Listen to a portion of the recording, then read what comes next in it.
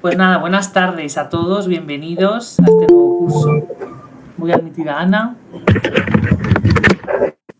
Soy Emilio, ya me presenté el otro día en la clase inicial con Verónica, con Andrea y Ángel. Y nada, voy a ser vuestro profesor en este curso intensivo. Y nada, aquí me vais a tener para todo lo que queráis. Bienvenidos y nada, aquí estaremos dándolo todo para intentar lograr la plaza, que es lo que vamos a conseguir todos. ¿Vale? Voy a compartir pantalla. Me decís si lo veis ahora la presentación. ¿Lo veis todos?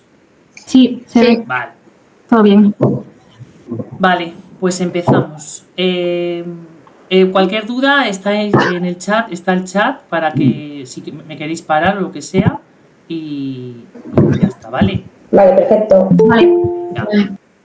Nada, vamos a empezar con la ley 39/2015. Este último año, muy importante, porque están metiéndolo también en supuestos prácticos y mezclando los bloques. Vale, ley 39/2015 de 1 de octubre del procedimiento administrativo común de las administraciones públicas. Muy importante, chicos, aprendernos el nombre entero de la ley, porque luego en los supuestos, cuando veremos los supuestos, hay que escribirla entera, ¿vale? El título 1, vamos a empezar a ver los interesados en el procedimiento. Nada, estaba comentando eso, que nos tenemos que saber muy bien el nombre de la ley entera, 39/2015, con su fecha y del procedimiento administrativo común de las administraciones públicas, ¿vale? Y nada, estaba con el título 1, cómo se llama, de los interesados en el procedimiento, que es lo que vamos a ver ahora en este título. Y en concreto, en el capítulo 1, la capacidad de obrar y el concepto de interesado. Vale, empezamos. El artículo 3 habla de la capacidad de obrar. A los efectos previstos en esta ley 39, tendrán capacidad de obrar ¿quién? Ante las administraciones públicas.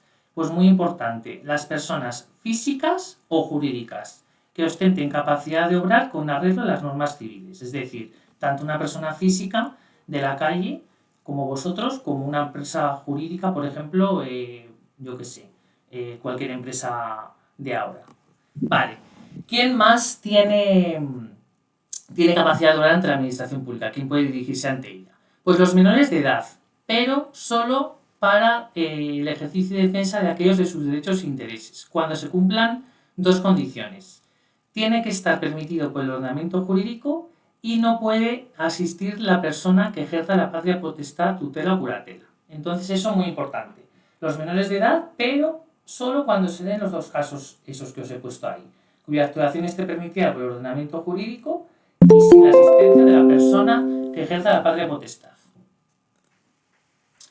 Se exceptúa el supuesto de los menores incapacitados. Ay, esperad un momento, es que creo que se me ha metido más gente. Sí. Vale, admito a Laura también. Hola, buenas tardes, Laura. Creo que ya estamos todos. Hola, buenas. Hola, buenas. Estaba nada con el artículo, voy a empezar otra vez desde el principio porque ya creo que estamos todos.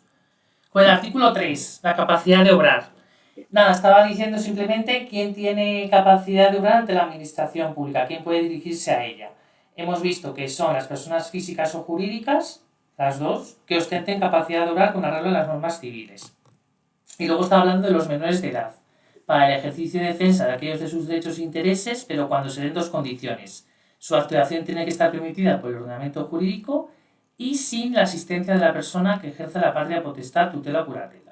Y luego hay una excepción muy importante. Se exceptúa el supuesto de los menores incapacitados, es decir, cuando la extensión de la incapacitación afecta al ejercicio y defensa de los derechos o intereses de que se trate. Es decir, con los incapacitados se exceptúa de este supuesto general. Vale. Y esto es muy importante, lo han preguntado siempre en el test. Cuando la ley del procedimiento así lo declara expresamente, ¿quién tiene capacidad de obrar ante la administración? Pues tres sujetos, los grupos de afectados, las uniones y entidades sin personalidad jurídica y los patrimonios independientes o autónomos. Las uniones y entidades sin personalidad jurídica, pues por ejemplo una comunidad de propietarios. Pues cuando lo diga la ley, pues está obligatorio. Vale. El artículo 4. El concepto de interesado. Aquí ya no estamos diciendo quién puede dirigirse directamente a la administración. Aquí ya es un interesado que está dirigiéndose a ella para intentar que resuelvan su procedimiento. Entonces dice, se consideran interesados en el procedimiento administrativo quienes lo promuevan como titulares de derechos o intereses legítimos, individuales o colectivos. ¿Quién más? Los que sin haber iniciado el procedimiento, es decir, sin haber iniciado ellos mismos el procedimiento, tengan derechos que puedan resultar afectados por la decisión que en el mismo se adopte. ¿Quién más? Aquellos cuyos intereses legítimos, individuales o colectivos puedan resultar afectados por la resolución y se personen en el procedimiento en tanto no haya caído la resolución. ¿Vale? O sea, primero, quienes los promuevan como titulares, luego, sin haber iniciado el procedimiento, tengan derechos que puedan resultar afectados por esa decisión que va a adoptar el órgano que resuelva, y luego aquellos cuyos intereses legítimos, tanto individuales o colectivos, puedan resultar afectados por esa resolución y se personen, muy importante, en el procedimiento cuando no haya caído la resolución. ¿Vale? No sé si tenemos alguna duda hasta aquí. Una cosa, si no se personan, es imprescindible que se personen, ¿no? Sí. En ese caso. En ese caso, en el CES sí, se tienen que personar en el procedimiento, siempre que no haya caído resolución definitiva, porque si hay una resolución que pone fin al procedimiento, pues ya no tienes nada que hacer, solo puedes ir a los juzgados de lo contencioso. Ya sería tarde. Claro, ya sería tarde. Vale. ¿Quién más es interesado? Las asociaciones y organizaciones representativas, muy importante, de intereses económicos y sociales. Serán titulares de intereses legítimos colectivos, obviamente, a nivel de asociación o organización, en los términos que la ley reconozca. ¿Y quién más? Cuando la condición de interesado derivase de alguna relación jurídica transmisible, el derechohabiente sucederá en tal condición cualquiera que sea el estado del procedimiento. Si, por ejemplo, en el procedimiento se muere una persona y te dejan a ti en herencia eso, pues ese derecho va a caer en la persona que herede ese bien, por ejemplo. Vale. El artículo 5. Esto es muy importante, chicos, la representación. Aquí os he puesto quién puede ser representado y quién puede ser representante. Pues representados son los interesados con capacidad de obrar, como hemos visto antes, podrán actuar por medio de representante, entendiéndose con este las actuaciones administrativas, salvo que éste haya manifestación expresa en contra del interesado, que el interesado diga, no quiero tener representante, pues no hace falta tener representante. ¿Quién puede ser representante? Esto es muy importante. Solo puede ser representante las personas físicas con capacidad de obrar y las personas jurídicas, pero siempre que ello esté previsto en sus estatutos. Podrán actuar en representación de otras ante las administraciones públicas, es decir, de manera facultativa, no obligatoria. O sea, están obligados, pero si quieren, como he dicho antes, ser representados o no. Pero muy importante, o sea, personas físicas con capacidad de obrar y jurídicas siempre que está previsto en sus estatutos. Vale, la representación, aquí muy importante, se tiene que dar, es obligatoria para los siguientes actos. Formular solicitudes, presentar declaraciones responsables o comunicaciones, interponer recursos, que ya los veremos, los 3 tipos de recursos administrativos que hay, desistir de acciones y renunciar a derechos en nombre de otra persona. Deberá acreditarse la representación. Aquí es obligatorio. O sea, para esto siempre es obligatorio. Y ahora lo veremos en el próximo artículo. Estas cosas que os he dicho también es obligatorio para la firma. Vale. ¿Qué dice más la ley? Dice que para los actos y gestiones de mero trámite se presumirá que haya representación. Es decir, no hará falta estar representado para hacer esos actos o gestiones de mero trámite que son más rápidas. Y aquí el punto 4 muy importante. La representación podrá acreditarse mediante cualquier medio válido en derecho que deje constancia fidedigna de su existencia. Vale. Esto siempre les gusta mucho en los test. Apuntároslo, muy importante.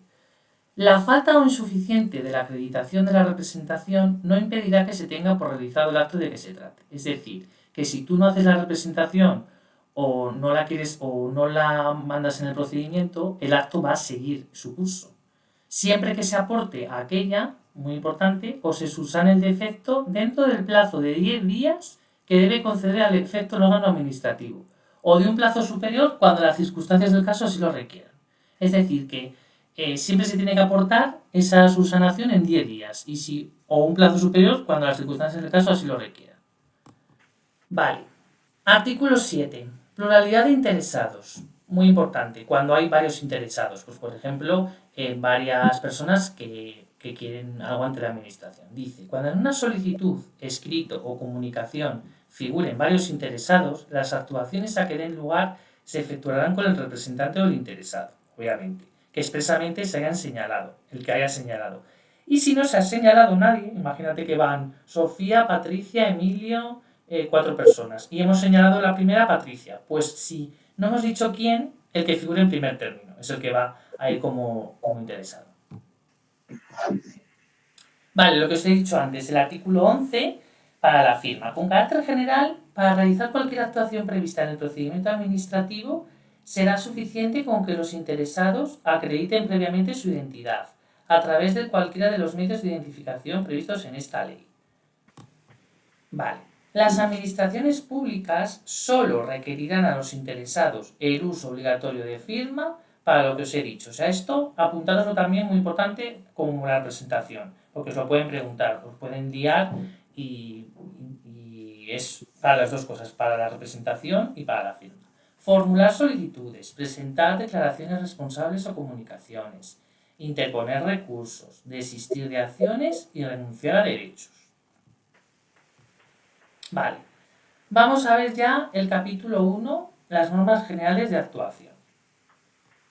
Vale, aquí hay 2 artículos muy importantes, el artículo 13 y el 53, que ya veremos en próximas clases, pero ahora nos vamos a centrar en el 13.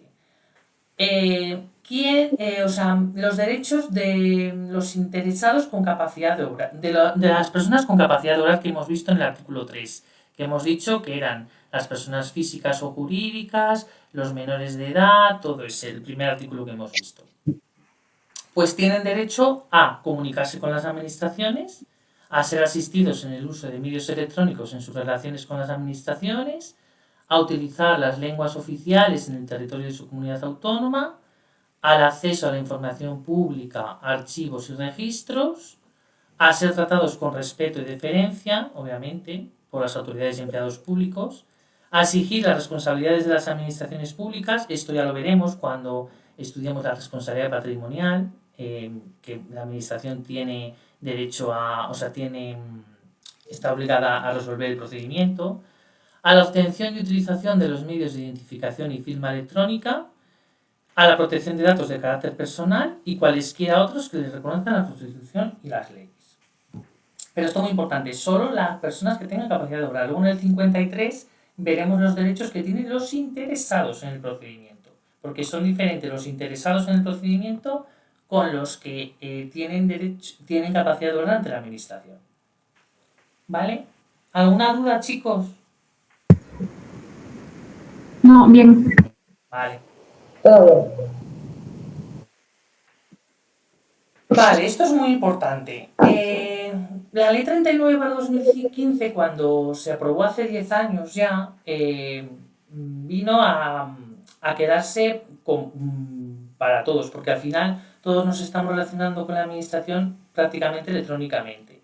Y antes la de 1992, no estaba regulado nada de manera electrónica, lo veremos. Notificación electrónica.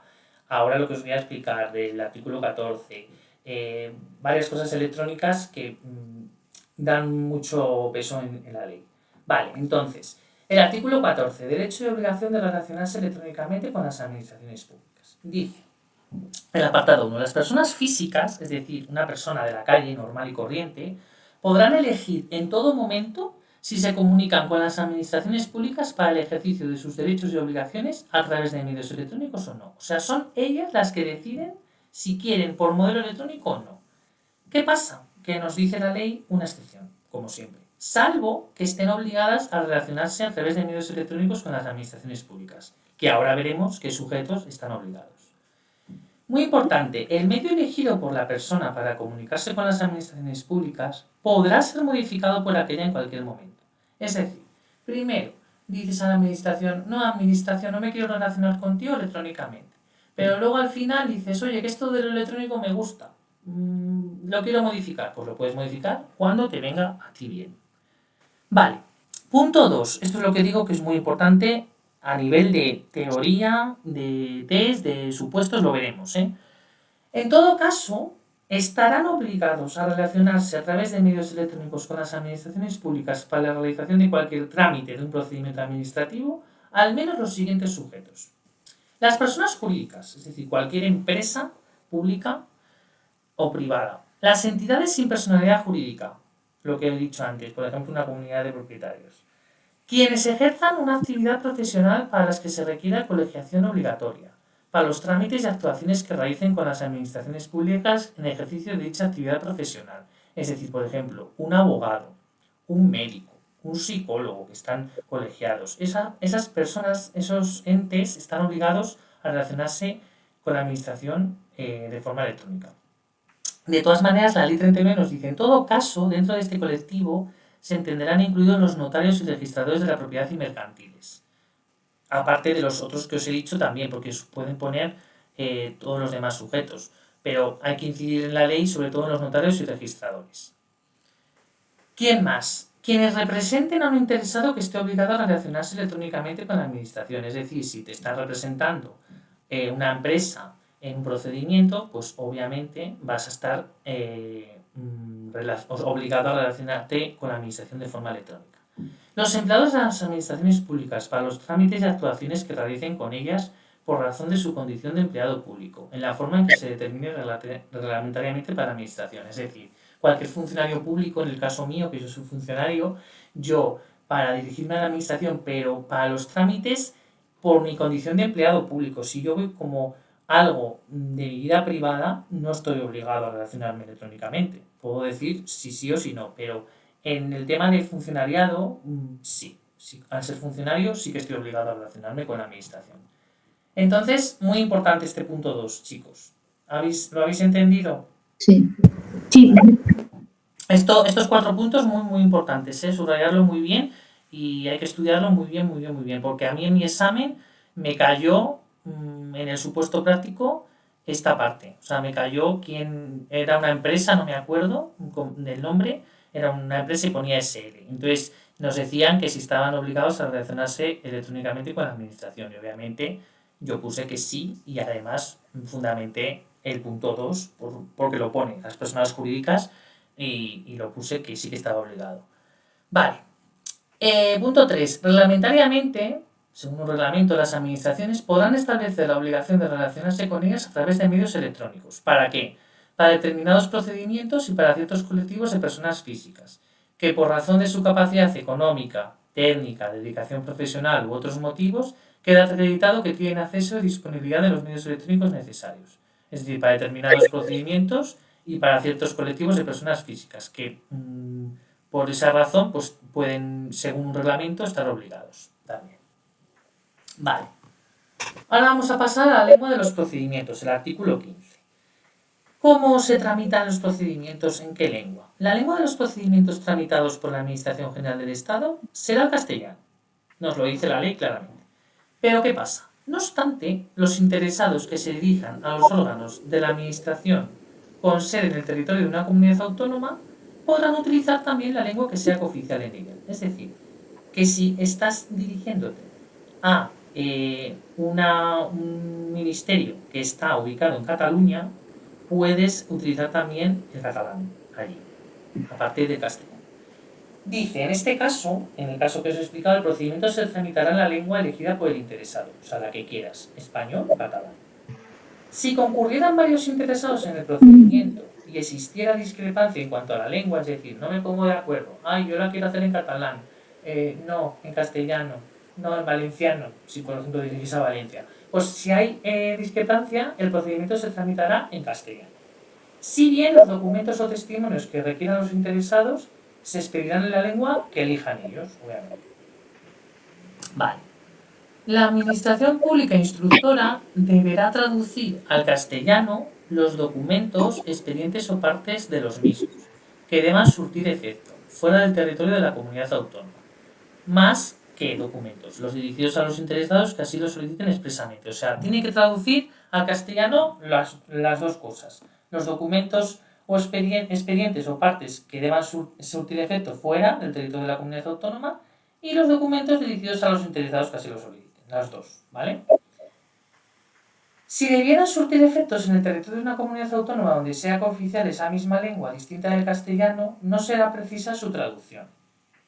Vale, es decir, que si surten efectos en el territorio de una comunidad autónoma, por ejemplo, Castilla y León, o Valencia, donde sea cooficial esa misma lengua, no hace falta traducir esos documentos. Vale. Vale, esto es muy importante también. Ya sabéis que la administración está interconectada y hay varios registros electrónicos en toda administración, en administración comunidad autónoma, local, diputación, estatal. Bueno, aquí nos dice el artículo 16.4 qué registros hay y dónde se pueden presentar los documentos. Entonces dice, los documentos que los interesados dirijan a los órganos de las administraciones públicas podrán presentarse ¿dónde? Pues se pueden presentar en el registro electrónico de la administración o organismo al que se dirigen. Es decir, yo dirijo una instancia al Ayuntamiento de Madrid. Pues estoy obligado o puedo presentar ese registro en el Ayuntamiento de Madrid. Así como los restantes registros electrónicos de cualquiera de los sujetos a los que se refiere el artículo 2.1 de la ley, es decir, la Administración General del Estado, lo que os he dicho, las administraciones de las comunidades autónomas y la administración local y su sector público institucional. Vale, en todo eso se puede presentar. ¿En qué más sitios? En las oficinas de correos, en la forma que reglamentariamente establezca dicha oficina. En las representaciones diplomáticas u oficinas consulares de España en el extranjero. En las oficinas de asistencia en materia de registros. Uy, perdonad, ¿qué me he pasado? Perdonad, En cualquier otro que establezca las disposiciones vigentes.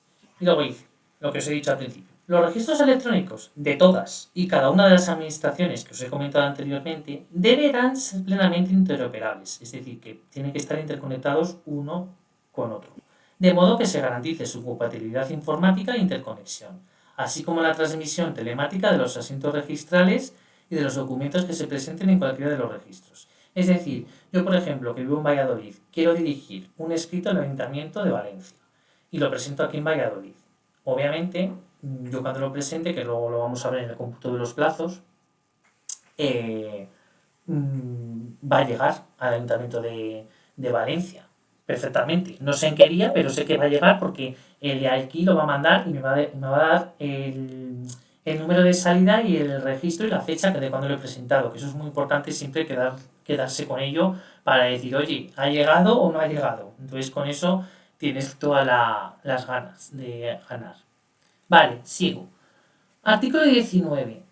La comparecencia de las personas. Vale, ¿cuándo tienen que comparecer las personas ante las oficinas públicas? Pues la comparecencia de las personas ante las oficinas públicas, ya sea presencialmente o por medios electrónicos, solo será obligatoria cuando asiste prevista una norma con rango de ley. Vale, una norma con rango de ley, ya sabéis, cualquier ley ordinaria o reglamento. Una norma con rango de ley o ley orgánica, cuando lo diga una norma. En los casos en que proceda la comparecencia, la correspondiente citación hará constar expresamente el lugar, fecha, hora, los medios disponibles y objeto de la comparecencia, así como los efectos de no atenderla. Es decir, que la correspondiente citación siempre va a constar expresamente el lugar de esa comparecencia, la fecha, la hora y los medios disponibles. Las administraciones públicas, muy importante, entregarán al interesado certificación acreditativa de la comparecencia cuando éste lo solicite. Lo tienes que solicitar para que te entreguen esa certificación de que conste que tú has comparecido. Vale. Esto, muy importante. La administración pública, el artículo 21, está obligada siempre a resolver todo el procedimiento que le llega a su administración. Entonces, el punto 1 dice, la administración está obligada a dictar resolución expresa y a notificarla en todos los procedimientos, cualquiera que sea su forma de iniciación, es decir, en todos. Si se inicia a solicitud del interesado o a oficio, o a nivel de la administración. Siempre tiene que dictar resolución expresa y notificar. ¿Qué pasa? Que se exceptúa de esta obligación dos casos: los supuestos de terminación del procedimiento por pacto o convenio y los procedimientos relativos al ejercicio de derechos sometidos únicamente al deber de declaración responsable de comunicación. Es decir, tú, la norma general, la administración. Yo estoy obligado a dictar resolución expresa y a notificar, cualquiera que sea su forma de iniciación, a solicitud interesado o a oficio. Pero se exceptúa siempre el pacto o convenio o en la declaración responsable o deber de comunicación. ¿Vale?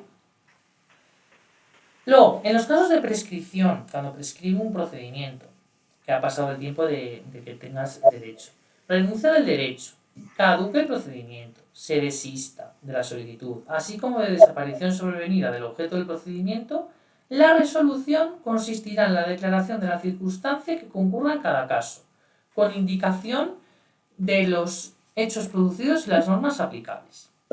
¿Vale? ¿Entendido esta parte? Yo tengo una duda aquí. Dime. Si la administración está obligada siempre a dictar resolución expresa, sí. Cuando hay silencio. Lo veremos ahora, lo del silencio administrativo. Vale, o sea, entiendo que es como una excepción, ¿no? Porque ahí no está... es una excepción a esta regla general. Vale, vale. O sea, primero está la regla general del punto 1, hay estas dos excepciones, pero luego hay más excepciones que lo vamos a ver ahora, el silencio administrativo. El silencio administrativo es cuando la administración no te contesta. Claro, entonces, vale. Cuando no te contesta, ¿qué pasa? Porque no te contesta, o sea, en principio el silencio administrativo siempre tiene que ser estimatorio para el interesado, es decir, que te van a contestar. Pero hay una serie de excepciones en el que nunca te van a contestar. Y luego hay el doble silencio que al final se convierte en positivo. Entonces ahora lo veremos. Vale.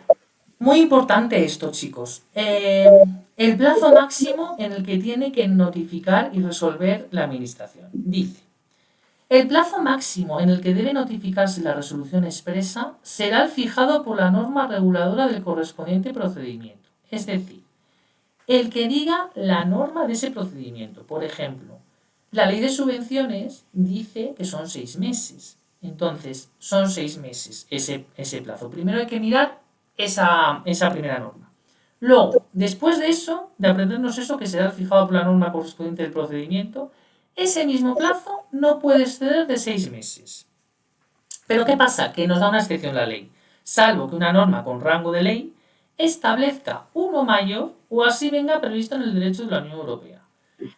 Lo veremos. En la ley de subvenciones, en el procedimiento de reintegro, de cuando no cumples todos los requisitos y tienes que devolver lo que te han pagado de esa subvención, el plazo es de 12 meses. Entonces aquí está habiendo una super excepción porque está pasando de 6 meses.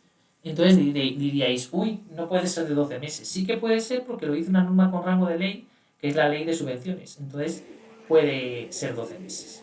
Perdona, ¿puedes repetir? Es que estaba apuntando y se me ha ido el ejemplo. A ver, el plazo máximo para resolver un procedimiento es el que diga la norma del correspondiente procedimiento. Vale. Ese plazo nunca puede exceder de 6 meses. ¿Vale? Pero luego la norma... perdona, que cierro esto. Pero luego la norma... Dime. Ah, no me has dicho nada, vale. No, nada. Ah, vale, perdón. Pero luego la norma esta, puede hacer una norma con rango de ley, es decir, una ley normal, un reglamento, puede establecer uno mayor o venir previsto en el derecho de la Unión Europea. Entonces puede ser el que diga esa norma. Por ejemplo, es lo que he dicho, el procedimiento de reintegro en la ley de subvenciones son 12 meses. Entonces va a ser de 12 meses ese plazo máximo para resolver. No sé si me he explicado. Sí. Vale. ¿Qué pasa? Porque lo primero es lo que os he dicho, es el que diga la norma del correspondiente procedimiento. Si esa norma no dice nada, dice, cuando las normas reguladoras de los procedimientos no fijan el plazo máximo, este será de 3 meses, ¿vale? O sea, si no dice nada, primero, el que diga la norma. No puede ser de 6 meses el que diga esa norma, salvo que una norma con rango de ley o el derecho de la Unión Europea prevea otro diferente o mayor. Cuando no dice nada, son 3 meses. Y aquí muy importante, chicos, este plazo de 3 meses y los previstos en el apartado anterior, todos, se contarán en los procedimientos iniciados de oficio desde la fecha del acuerdo de iniciación, que dice la administración, acuerdo este día, este procedimiento. Pues desde ese día empieza a contarse el plazo.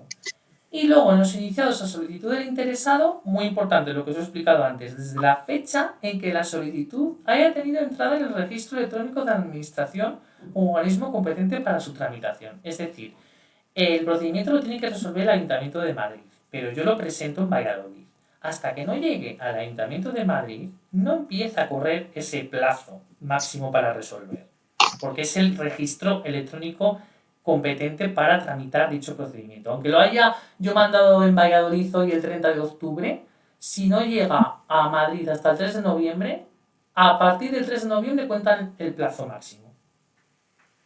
¿Entendido? Sí. Sí. ¿Sí? Vale. Lo veremos, en supuestos siguientes. Pero esta parte, esta diapositiva, chicos, muy importante porque es que siempre cae algo, ¿eh?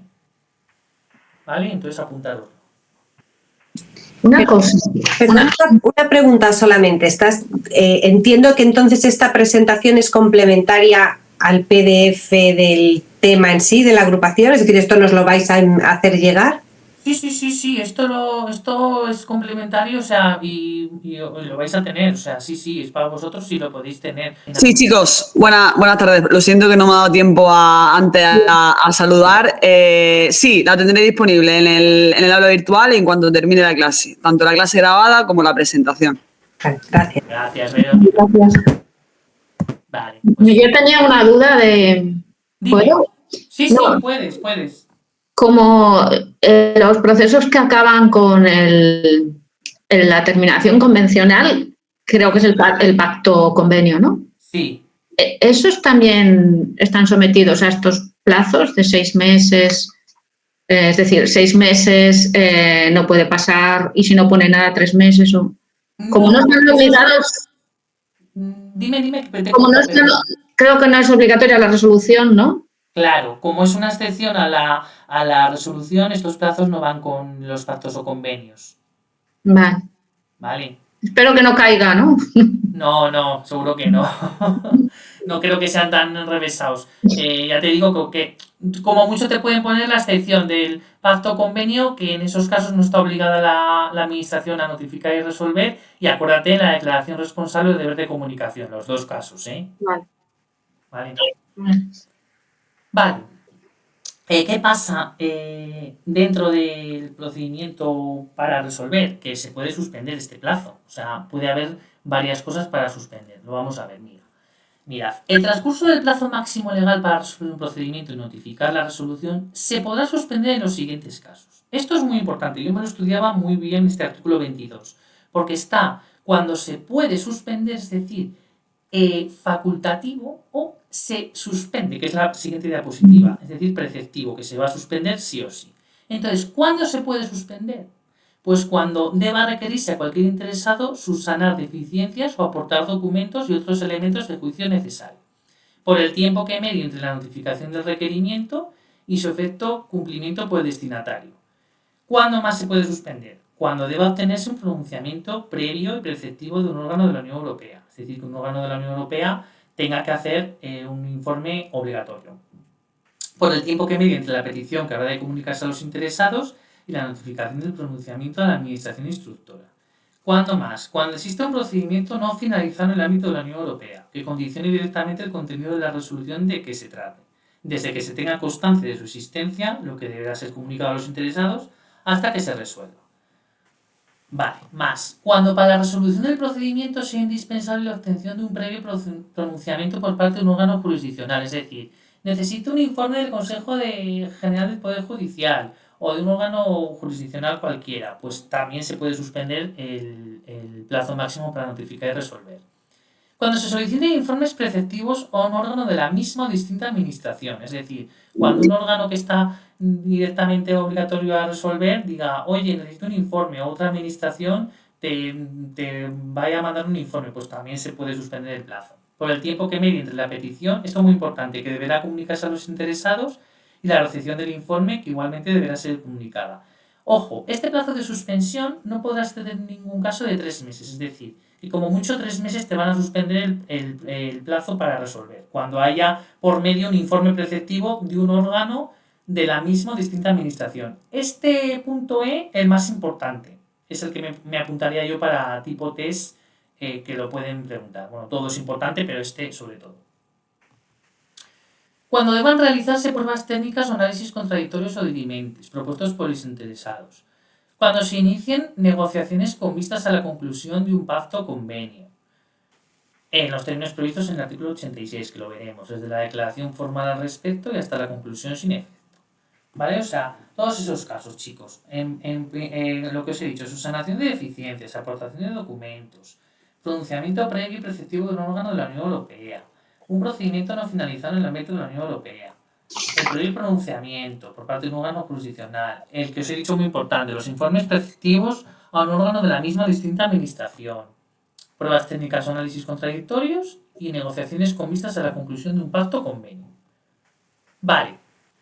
Lo que os he dicho, aquí sí o sí se va a suspender siempre. Siempre, siempre, siempre. Dice el punto 2 del artículo 22 de la Ley 39. El transcurso del plazo máximo legal para resolver un procedimiento y notificar la resolución se suspenderá en los siguientes casos. Son 3 casos, los otros eran 7, estos son 3. Cuando una administración pública requiera a otra para que anule o revise un acto que entienda que es ilegal y que constituye la base para que la primera haya de dictar en el ámbito de sus competencias. ¿Y aquí desde cuándo? Desde que se realiza el requerimiento hasta que se atienda o en su caso se resuelva el recurso interpuesto ante la jurisdicción contencioso administrativa. Este deberá ser comunicado a los interesados tanto en la realización del requerimiento como su cumplimiento. ¿Cuándo más se va a suspender sí o sí? Cuando el órgano competente para resolver decida realizar alguna actuación complementaria de las previstas en el artículo 87, desde el momento en que se notifique hasta que se produzca su terminación. Y aquí también muy importante, se va a suspender cuando los interesados promuevan la recusación en cualquier momento de la tramitación de un procedimiento. Esto de la recusación es muy importante. Está la recusación y la abstención. La abstención y la recusación son 2 figuras de cuando la administración, por ejemplo, se entera de que, por ejemplo, en un procedimiento alguien va a recusarse y abstenerse, se tiene que abstener porque tiene enemistad con ese interesado y entonces se tiene que abstener. Vale.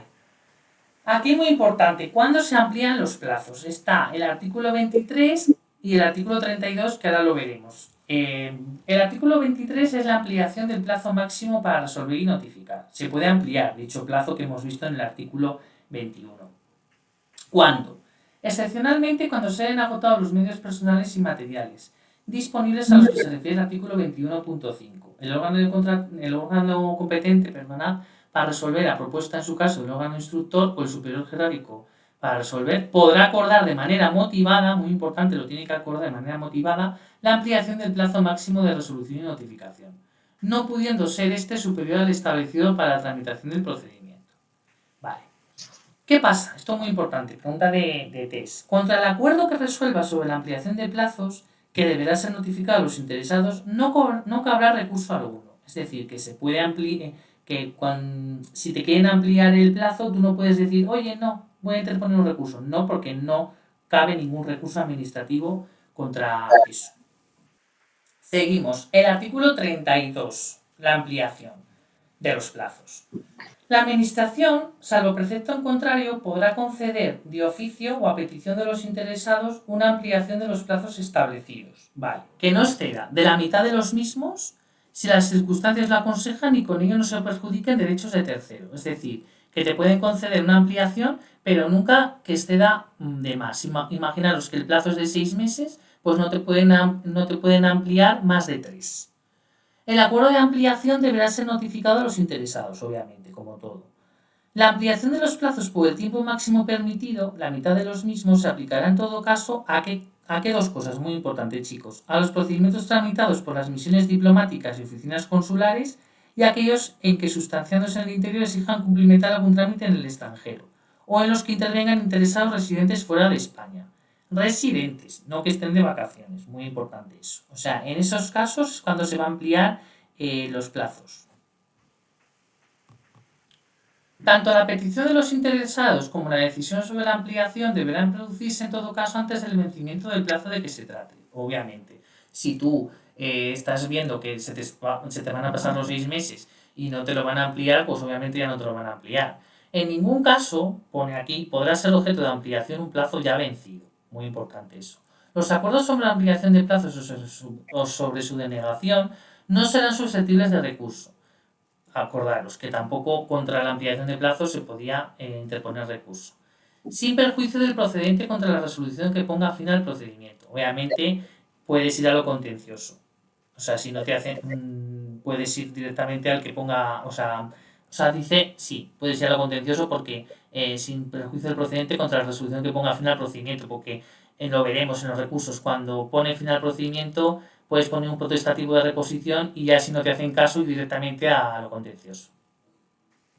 Más, cuando una incidencia técnica haya imposibilitado el funcionamiento ordinario del sistema o aplicación que corresponda y hasta que se solucione el problema, la Administración podrá determinar una ampliación de los plazos no vencidos, debiendo publicar en la sede electrónica tanto la incidencia técnica acontecida como la ampliación concreta del plazo no vencido. Es decir, que si hay una incidencia técnica, te pueden ampliar los plazos y te lo tienen que publicar en la sede electrónica, tanto la incidencia como dicha ampliación.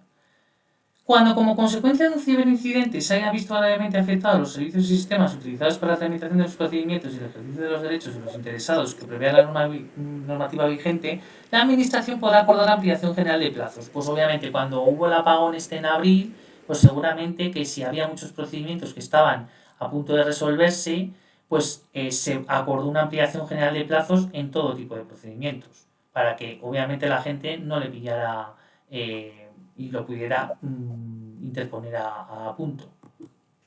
Vale, lo que habéis preguntado antes, el silencio administrativo.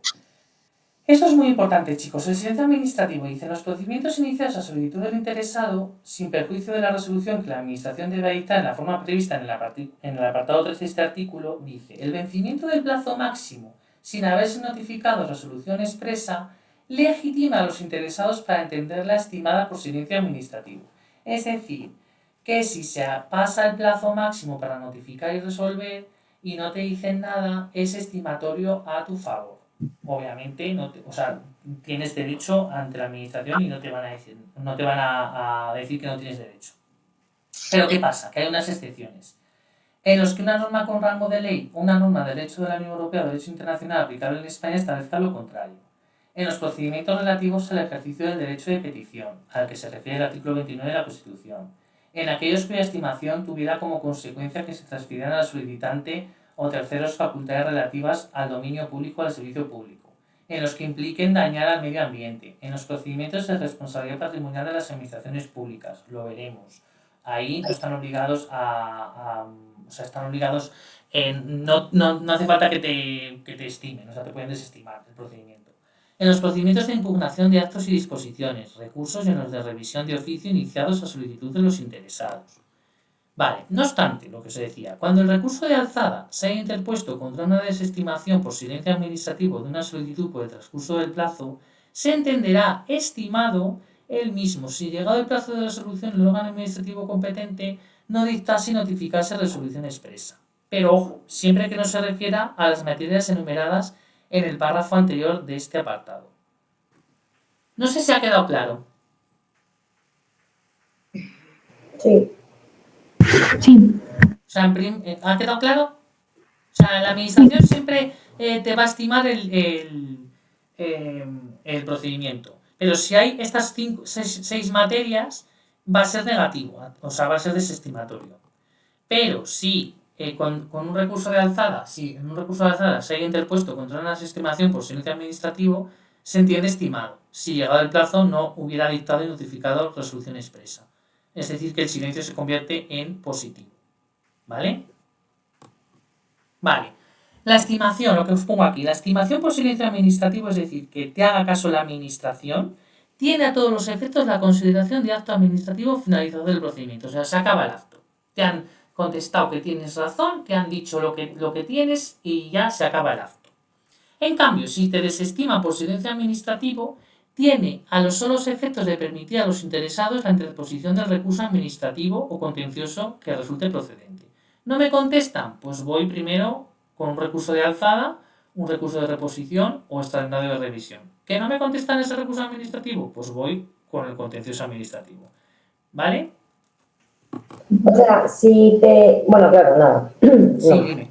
No, quería decir, si te estiman, o sea, si hay silencio estimatorio, claro, ¿para qué vas a poner un Claro, recurso? nada, ya te ha resuelto la administración y ya no Sí, hace falta, porque se acaba el procedimiento, lo que dice la ley, lo que te he dicho. Esto es muy importante, chicos, esto. Tiene a todos los efectos la consideración de acto administrativo finalizador del procedimiento, o sea, que se acaba el procedimiento. Lo veremos en el artículo, ahora no me acuerdo, en el final de la ley, en el fin del procedimiento, qué es lo que pone fin al procedimiento. Pone fin la caducidad, el desistimiento, la resolución, lo veremos. Vale. La obligación de dictar resolución expresa del artículo 21 se sujetará al siguiente régimen. En los casos de estimación por silencio administrativo, la resolución expresa por silencio administrativo posterior a la producción del acto solo podrá dictarse de ser confirmatoria del mismo. Y en los casos de desestimación por silencio administrativo, la resolución expresa posterior al vencimiento del plazo se adoptará por la administración sin vinculación alguna al sentido del silencio. Vale. Los actos administrativos producidos por silencio administrativo se podrán hacer valer tanto ante la administración como ante cualquier persona física o jurídica, pública o privada. Los mismos producen efectos desde el vencimiento del plazo máximo en el que debe dictarse y notificarse la resolución, sin que la misma se haya expedido y su existencia puede ser acreditada por cualquier medio de prueba admitido en derecho, incluido el certificado acreditativo del silencio. Este certificado, chicos, es muy importante. Dice la ley: se expedirá de oficio por el órgano de contratación para resolver en el plazo de 15 días, desde que expire el plazo máximo para resolver el procedimiento. Pero dice, sin perjuicio del anterior, el interesado podrá pedirlo en cualquier momento, computándose el plazo indicado anteriormente desde el día siguiente a aquel en que la petición tuviese entrada en el registro electrónico de la administración o organismo competente para resolver. Es decir, que este certificado siempre se va a expedir en ese plazo. Sin perjuicio, se puede pedir en cualquier momento, computándose desde el día siguiente. Esto lo veremos ahora en el cómputo de plazos, cuando haya entrado en la administración competente. Vale, aquí os pongo un test para practicar. Dice, según el artículo 24.1 de la Ley 39/2015, ¿qué efecto tendrá el silencio administrativo en los procedimientos de ejercicio de petición a que se refiere el artículo 29 de la Constitución? Pues esto es una excepción a la regla general. Entonces la pregunta correcta es la B. Tendrá siempre efecto desestimatorio. Esta es una de las excepciones que os tenéis que saber, las de dañar al medio ambiente, procedimientos de responsabilidad patrimonial, derecho de petición, revisión de oficio, interposición de recursos. Esas excepciones muy importantes, ¿vale? Vale. Artículo 25. Falta de resolución expresa en procedimientos iniciados de oficio. Aquí ya no es a solicitud del interesado, es que lo inicia la administración. Dice, en los procedimientos iniciados de oficio, el vencimiento del plazo máximo establecido sin que se haya dictado y notificado resolución expresa no exime a la administración del cumplimiento de la obligación legal de resolver, produciendo los siguientes efectos. En el caso de procedimientos de los que pudiera derivarse el reconocimiento o en su caso la constitución de derechos u otras situaciones jurídicas favorables, los interesados que hubieran comparecido podrán entender desestimadas sus pretensiones por silencio administrativo. En los procedimientos, segundo apartado, en que la administración, esto es muy importante, ejercite potestades sancionadoras o en general de intervención susceptibles de producir efectos desfavorables o de gravamen, se producirá la caducidad. Siempre se produce la caducidad en este caso. Y en estos casos la resolución que declare la caducidad ordenará el archivo de las actuaciones, con los efectos previstos en el artículo 95. Vale, otra pregunta. Según lo dispuesto en el artículo 25 de la Ley 39/2015, en los procedimientos iniciados de oficio en que la administración ejercite potestades sancionadoras o en general de intervención susceptibles de producir efectos desfavorables o de gravamen, si vence el plazo máximo establecido sin que ésta haya dictado y notificado resolución expresa, ¿qué pasa, chicos? Pues se producirá la caducidad. Muy importante esto, ¿eh? Esto lo ponen muchísimo. ¿Alguna duda hasta aquí? No, todo bien. No, todo bien. Vale. Vale, del 25 hay una cosa Sí. Perdona, Emilio. Nada, paro. Oye, es que no sabía si ibas a seguir con el 25. Espera. Dime, ¿con el 25 de qué? Con el artículo 25 hay una frase en el punto 2 Sí. que dice que en los supuestos en que el procedimiento se haya paralizado por causa imputable al interesado, se interrumpe el cómputo. Sí, o sea, se interrumpe el plazo. Si hay una causa imputable al interesado, es decir, que está imputado por algún delito, ese plazo máximo se va a parar, se va a interrumpir. Pero es como una suspensión. No es una suspensión, es que se interrumpe, se para, hasta que ya no cause imputable al interesado. Vale. O sea, hasta que se solucione el problema con... Sí, eso es. Y normalmente es una imputación.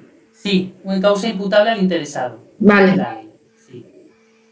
Pero vamos, lo más importante, lo otro, lo de potestades sancionadas, lo que os he dicho en el test. Pero vamos, que sí. Si hay una causa imputable, ese cómputo del plazo se va a parar, a interrumpir.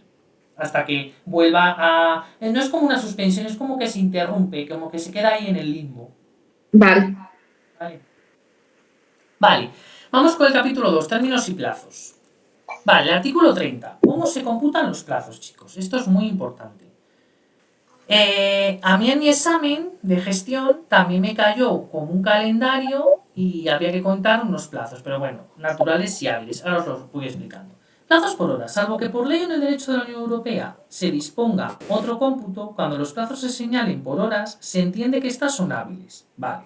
Son hábiles, muy importante, todas las horas del día que formen parte de un día hábil. O sea, hoy, por ejemplo, 30 de octubre, desde las 24 horas que tiene este día, pues todas estas horas que están transcurriendo son hábiles, porque forman parte de un día hábil entero. Los plazos expresados por horas, ¿cómo se cuentan? Se cuentan de hora en hora y de minuto en minuto, desde la hora y minuto en que tenga lugar la notificación o publicación del acto de que se trate. Y obviamente no podrán tener una duración superior a 24 horas, porque si tienen una duración superior a 24 horas se van a expresar en días. Plazo por días. Muy importante. Siempre que por ley o en el derecho de la Unión Europea no se exprese otro cómputo, cuando los plazos se señalen por días, se entiende que estos son hábiles, excluyéndose del cómputo los sábados, los domingos y los declarados festivos. Entonces, cuando yo esto me lo hacía siempre me lo estudiaba así. Los días de trabajo son los días que son hábiles. Y los días que no se trabajan en la administración son inhábiles, es decir, naturales, que se cuentan todos. Luego dice, cuando los plazos se hayan señalado por días naturales, por declararlo así una ley en el derecho de la Unión Europea, se hará constar esta circunstancia en las correspondientes notificaciones. ¿Cómo se cuentan los plazos expresados en días? Pues se cuentan, muy importante, ¿eh? Yo tengo una duda, perdón. Dime. Si estás relacionándote con diferentes comunidades que tienen diferentes días hábiles... Sí, lo vamos a ver ahora. Perdón. Ya sé lo que me vas a decir, sí. Bueno. Por ejemplo, si es inhábil en una administración de la comunidad autónoma y en el registro tuyo, imagínate, es hábil, siempre es inhábil. O sea, siempre se va a considerar inhábil. Vale, es como igual, pero lo vamos a ver ahora. Sí. Los plazos expresados en días, ¿cómo se cuentan, chicos? A partir del día siguiente, no en el mismo día, aquel en que tenga lugar la notificación o publicación del acto de que se trate. O desde el día siguiente aquel en que ha tenido entrada en el registro electrónico competente y en el que se ha puesto la desestimación por silencio administrativo. ¿Vale? Espera, que esto se me ha cortado y os lo quiero decir bien. Sí. Sí, o desde el siguiente aquel en que se produzca la estimación o la desestimación por silencio administrativo. Eso es. Plazos por meses o años. Si el plazo se fija en meses o años, estos se computarán a partir del día siguiente aquel en que tenga lugar la notificación o publicación del acto de que se trate, o desde el día siguiente aquel en que se produzca la estimación o desestimación por silencio administrativo. Siempre a partir del día siguiente. Pero esto es muy importante. ¿Cuándo concluye el plazo? Porque muchas veces nos decimos, ¿hasta qué día tenemos? Pues concluye el mismo día en que se produjo la notificación, publicación o silencio administrativo en el mes o en el año del vencimiento. ¿Qué pasa? Imaginaros, hoy es, Empieza el 31 de octubre. A partir de mañana ya pueden interponerlo. Pero concluiría el 30 de noviembre. O sea, el mismo día que concluye. Pero se puede interponer, pero hasta a partir de mañana no podemos interponer ese recurso. Es así sí como se cuenta. Luego dice, si en el mes de vencimiento, como en febrero, por ejemplo, no hubiera día equivalente a aquel en que comience el cómputo, se entenderá que el plazo expira el último día del mes. Cuando hay años bisiestos, que es el 28 de febrero, y imaginaros que empieza el cómputo el 30 de enero, pues va a concluir el 1 de marzo, porque es el primer día hábil que haya. O a lo mejor ese año, el 1 de marzo cae en domingo, entonces el primer día hábil, el lunes ese siguiente. Y luego dice, cuando el último día del plazo, lo que os he dicho, sea inhábil, se entenderá prorrogado al primer día hábil siguiente. ¿Esto entendido? A mí no me ha quedado muy claro lo de el plazo concluirá el mismo día. O sea, concluye es que la fecha que tiene para resolver la administración o algo así, o... No, por ejemplo, te dan 3 meses. Te dan, por ejemplo, imagínate que te dan un mes. Hoy es 30 de octubre. Sí. Y tú a partir de mañana puedes interponer ya, porque un recurso. El plazo a partir de mañana, te empieza a contar el plazo. Pero el plazo no concluye el mismo día, es decir, el 30 de noviembre, no el 31 de noviembre, vamos, en este caso no hay 31 de noviembre. Concluye el mismo día en el que se produjo la notificación del año del vencimiento. O sea, tú puedes interponerlo al día siguiente, pero concluye en un mes clavado. Yo tengo una duda. Sí, pero pero que es concluye para qué, para resolver, para que te notifiquen, para... Sí, para todo, para que te notifiquen y que resuelvan. No, para interponer tú el recurso. Para la interposición. Que ha pasado algo y yo tengo un mes para poner un recurso. Entonces el cómputo empieza a contar desde mañana, día 31. Sí. Y entonces acaba el 30 de noviembre. Vale, y si pasa el 30 de noviembre, yo ya no puedo interponer recursos. Claro, tú ya no puedes interponer. Ha concluido el tiempo que yo tengo, vale. Sí, pero es para todo, para resolver, para todo, para resolver recursos, es como se cuentan los plazos en toda la ley 39, para interponer recursos, para resolver, para todo, ¿vale? Vale, sí, pero que no es un mes, o sea, si tú tienes 6 meses... Sí, lo que sea, el plazo que te den en cualquier procedimiento, pues si te dan 4, si te dan 5, si te dan años, imagínate, aquí estamos hablando por años y por meses. Vale. Yo tengo una duda que a lo mejor con el ejemplo pues también clarificamos un poco, Verónica, sí, lo que estás diciendo tú.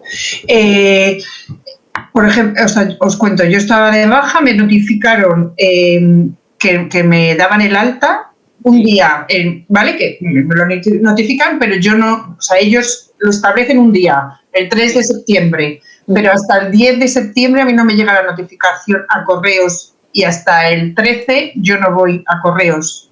¿Qué fecha es? ¿El 3, el 10 o el 13?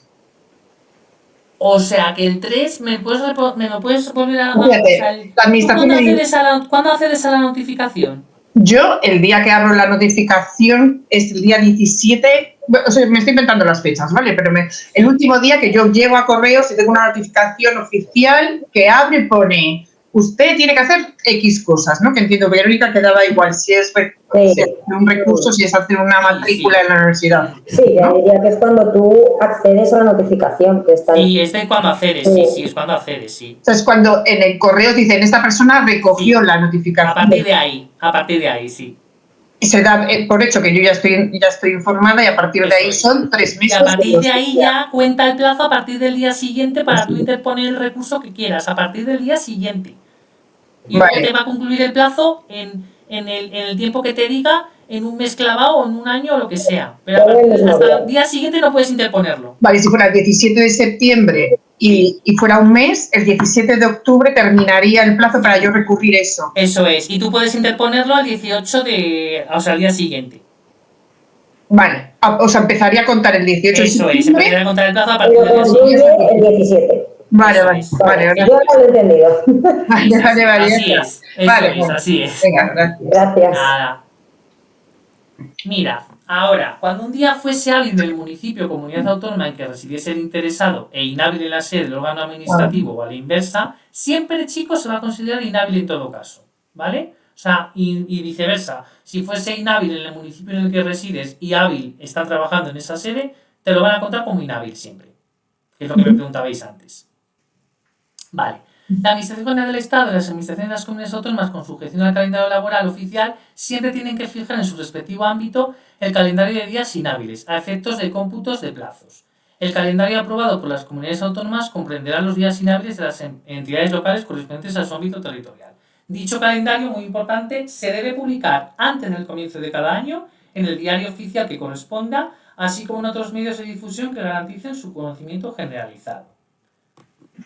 Vale, el cómputo de plazos en los registros. Cada administración pública publicará los días y el horario en el que deben permanecer abiertas las oficinas que prestarán asistencia para la presentación electrónica de documentos, garantizando el derecho de los interesados a ser asistidos en el uso de medios electrónicos.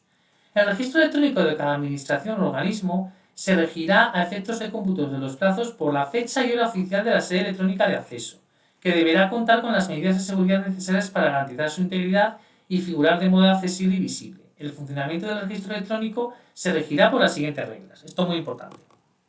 Siempre se permite la presentación de documentos todos los días del año durante las 24 horas. ¿Qué pasa si a los efectos del cómputo de plazos fijados en días hábiles y en lo que se refiere al cumplimiento de plazos por los interesados, la presentación en un día inhábil, si presentas un recurso en un día inhábil, se entenderá realizada en la primera hora del primer día hábil siguiente, salvo que una norma permita expresamente la recepción en día inhábil. Es decir, que si tú presentas un recurso un domingo, te va a contar, o sea, tú imagínate, el domingo presentas un recurso a las 9 de la noche, otro a las 10, pues tú vas a ir antes del de las 9, lo que dice aquí. Los documentos se consideran presentados por el orden de hora efectiva en el que lo fueron en el día inhábil. Los documentos presentados en el día inhábil se reputarán anteriores según el mismo orden a los que fueran el primer día hábil posterior. O sea, te va a contar el primero, el que lo haya presentado en un día inhábil antes. De las 9 de la noche, el de las 10 y la posterior, el de las 11, así. El inicio del cómputo de los plazos que hayan de cumplir las administraciones públicas vendrá determinado por la fecha y hora de presentación, obviamente, en el registro electrónico de cada administración. En todo caso, la fecha y hora efectiva del inicio del cómputo de plazos deberá ser comunicada a quien presentó el documento. Vale, una pregunta aquí. ¿Cuándo se permitirán presentar documentos en un registro electrónico de conformidad con el artículo 31.2? Pues aquí es todos los días del año durante las 24 horas. Vale. Artículo 33. Uy, perdona. ¿Qué me pasa? Cuando razones de interés público la aconsejen, se podrá acordar de oficio a petición del interesado la aplicación al procedimiento de la tramitación de urgencia, para lo cual se reducirán a la mitad los plazos establecidos por el procedimiento ordinario, salvo los relativos a la presentación de solicitudes y recursos. Es decir, que cuando lo quiera el interés público, se puede acordar, tanto de oficio como a petición, una tramitación de urgencia. Y se van a reducir los plazos siempre a la mitad, salvo cuando haya que presentar solicitudes o recursos, que ahí pues no se va a reducir a la mitad. También muy importante, como os dije antes, el artículo de ampliación de plazos. Perdona, es como que siempre que pone que no hay recurso cuando hay un acuerdo, ¿no? En todos los artículos pones, salvo que si hay un acuerdo no hay recurso. Ya, en algunos sí que lo pone, sí. Pero bueno, en este caso te tienes que aprender esto, que salvo cuando haya una presentación de solicitudes y recursos, no te lo van a reducir a la mitad en la tramitación de urgencia. Vale. No te líes con lo otro. Vale. Con que te sepas esto ya está.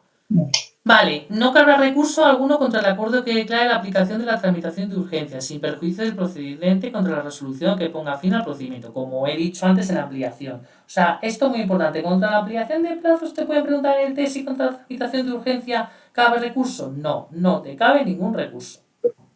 Salvo el procedente contra la resolución que te ponga fin al procedimiento, que es el contencioso, el de siempre. Pregunta de test, chicos. De acuerdo con el artículo 33.1 de la Ley 39/2015, en la tramitación de urgencia del procedimiento administrativo, dice, se reducirán a la mitad los plazos relativos a la presentación de solicitudes de recursos. Se reducirán a 10 días todos los plazos. Se reducirán a la cuarta parte los plazos establecidos para el procedimiento ordinario, salvo relativos a la presentación de solicitudes y recursos, que se reducirán a la mitad.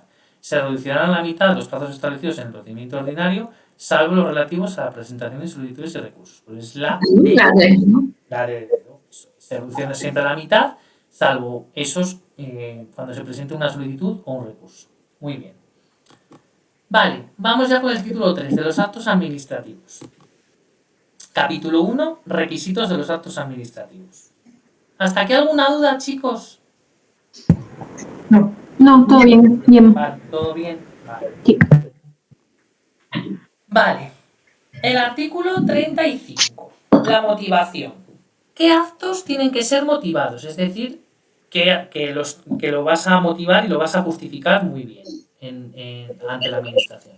Pues dice, serán motivados con sucinta referencia de hechos y fundamentos de derecho los actos, esto muy importante, os lo he subrayado, que limiten derechos subjetivos o intereses legítimos. Los actos que resuelvan procedimientos de revisión de oficio, que lo veremos más adelante, de disposiciones o actos administrativos, recursos administrativos y procedimientos de arbitraje los que declaren su inadmisión.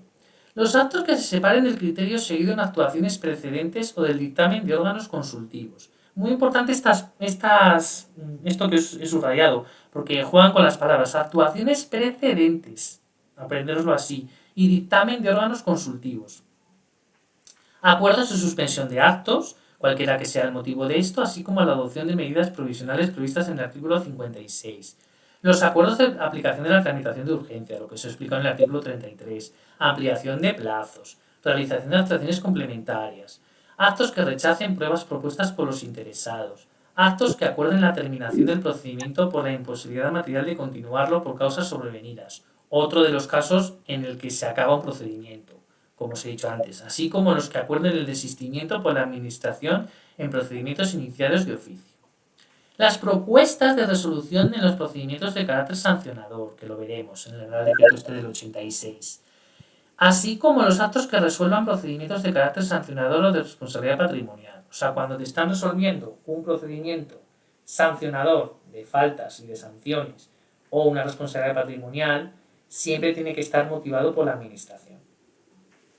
¿Qué más? Los actos que se dicten en el ejercicio de potestades discrecionales, así como los que deban serlo en virtud de disposición legal o reglamentaria expresa.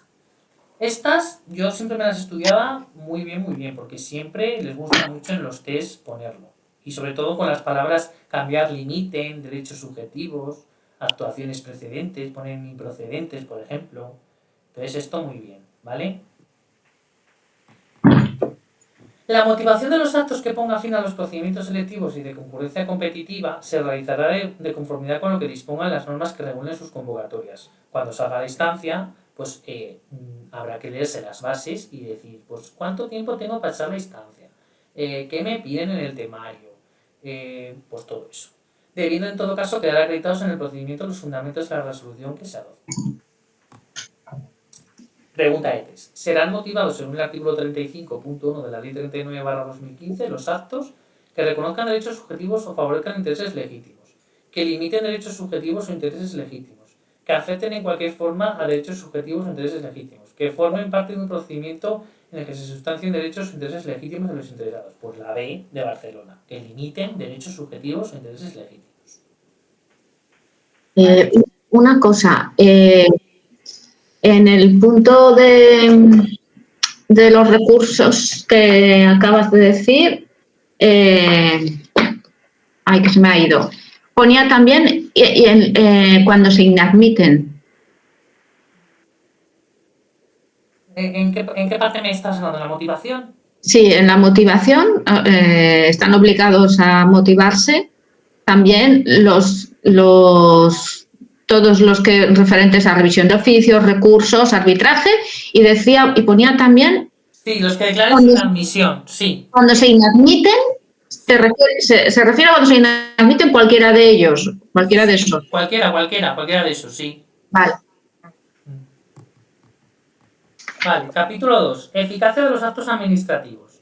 El artículo 37, la inderogabilidad singular. Este principio es muy importante, chicos. Las resoluciones administrativas de carácter particular, es decir... Perdón, es que me he quedado como pillada, perdón, antes de que pases, perdón. Sí, nada, dime. En la última parte dice actos que se dicten en el ejercicio de potestades discrecionales deba ser en virtud de disposición legal o regla. Es que no entiendo nada de ese Vale, voy. punto último. Los actos que se dicen en el ejercicio de potestades discrecionales, es decir, potestad discrecional es que lo está diciendo la administración y que lo tiene que dictar discrecionalmente y teniendo cuidado en lo que dice. Y luego, así como los que deban serlo en virtud de disposición legal, porque lo diga una norma con rango de ley o reglamentaria, es decir, porque lo diga una ley ordinaria, orgánica o un reglamento. O sea, el argumento que tiene la administración para hacer la justificación, vamos. Sí, eso es, sí, que lo tiene que justificar todo muy bien. Vale, o sea, la motivación es justificar esa parte legal o reglamentaria. Todo muy bien, vale. Muy bien, como motivarlo y ante los interesados en un procedimiento, ante los que van a concurrir, por ejemplo, a una oposición o una subvención o esos ejemplos, ¿sabes? Perdona, que es que voy un poquito más lenta que tú, entonces... Nada, no te preocupes. Perdonar los demás también. Nada. Vale. Las resoluciones administrativas de carácter particular, lo que se estaba diciendo, un acto, no puede vulnerar lo establecido en una disposición de carácter general, aunque éstas procedan de un órgano de igual o superior jerarquía al que dictó la disposición general. Vale. Son nulas, que ahora lo veremos, el artículo 47, las resoluciones administrativas que vulneren lo establecido en una disposición reglamentaria, así como aquellas que incurran en alguna de las causas recogidas en el artículo 47, causas de nulidad. Artículo 48. Los actos de ejecutividad. Muy importante este principio. Los actos de las administraciones públicas sujetas al derecho administrativo serán ejecutivos. Esto es palabra muy importante porque también la suelen cambiar en los test. Con arreglo a lo dispuesto en esta ley. Vale, empezamos con la notificación, chicos. El órgano que dicte las resoluciones y actos administrativos los notificará a los interesados cuyos derechos e intereses sean afectados por aquellos en los términos previstos en los artículos siguientes. Dice, toda notificación deberá ser cursada dentro del plazo de 10 días. ¿Estos días, chicos, cómo son? Naturales. ¿No? No, Ay, no, antes. Perdón, es que... Antes porque, como os he dicho antes en el artículo 30, para que sean naturales lo tiene que decir en la ley en esa circunstancia y motivarlo. Siempre me lío no motivarlo, decirlo. Con los días que hay para acceder a la notificación, que eso sí que sí, ahora os voy a explicar lo de los días. El único caso que son 10 días naturales es en el siguiente artículo, que es donde me cayó a mí lo del examen, a mí me cayó ese plazo. Entonces, aquí son hábiles, ¿vale? Excluyendo sábados, domingos y festivos. Vale, muy importante. ¿Cuándo se cuenta? A partir de la fecha en que el acto haya sido dictado. ¿Y qué debe contener? Pues debe contener el texto íntegro de la resolución. Si pone fin o no la vía administrativa, obviamente, para saber qué recurso voy a interponer. Eso ya lo veremos más adelante. La expresión de los recursos que procedan en su caso, en vía administrativa y judicial. Obviamente, el órgano ante el cual hay que presentarse ese recurso. Y el plazo para interponerlos, sin perjuicio de los interesados que puedan ejercitar en su caso cualquier otro que estimen procedente. Todo eso tiene que estar en una notificación, obligatorio. Las notificaciones que conteniendo el texto íntegro del acto omitiesen alguno de los demás requisitos anteriores surtirán efecto a partir de la fecha en que el interesado realiza actuaciones que supongan el conocimiento del contenido y alcance de la resolución o acto objeto de la notificación o interponga cualquier recurso que proceda. Vale. Sin perjuicio de lo establecido en el apartado anterior, a los solos efectos de entender cumplida la obligación de notificar dentro del plazo máximo de duración de los procedimientos, será suficiente la notificación que contenga solo el texto íntegro y el intento de notificación debidamente acreditado. Es decir, que para que se entienda cumplida esa obligación de notificar al interesado, con que te pongan el texto íntegro de la notificación, de la resolución, y el intento de esa notificación, valdría. Vale. Hemos dicho que hay gente que se dirige a la administración de forma electrónica y no. ¿Qué pasa cuando hay notificaciones electrónicas? Dice, las notificaciones se practicarán, dice la ley, obviamente porque se ha hecho para el modelo electrónico, preferentemente por medios electrónicos.